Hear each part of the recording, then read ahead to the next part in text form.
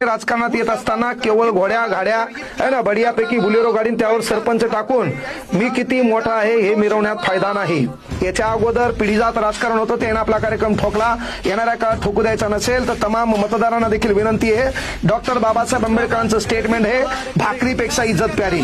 एखाद्या गल्लीमध्ये एखाद्या मोहल्ल्यामध्ये जर महत्वाची गोष्ट मतदानाला पैशाशिवाय कोणी बाहेर निघत नसतील तर काळ वेळ बदलणं काळाची गरज आहे।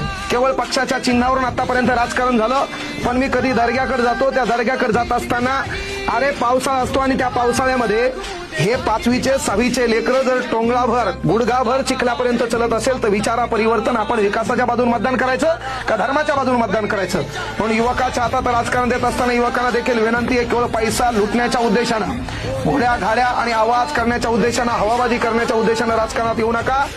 मतदारांना देखील विनंती आहे, गेली 25-20 वर्षे ज्यांच्याकडे सत्ता होती, ज्यांना आपला कार्यक्रम ठोकलाय, जरासा नवीन तरुण राजकारणात आला पाहिजे। कारण विदेशामध्ये तरुण लोक सरकार चालवतात, म्हाताऱ्या लोकांना पेन्शन देतात, इथं म्हातारे लोक सरकार चालवतात, तरुणांना टेन्शन देतात। काढ आंदोलन, कर मोर्चा, जिंदगी बर्बाद।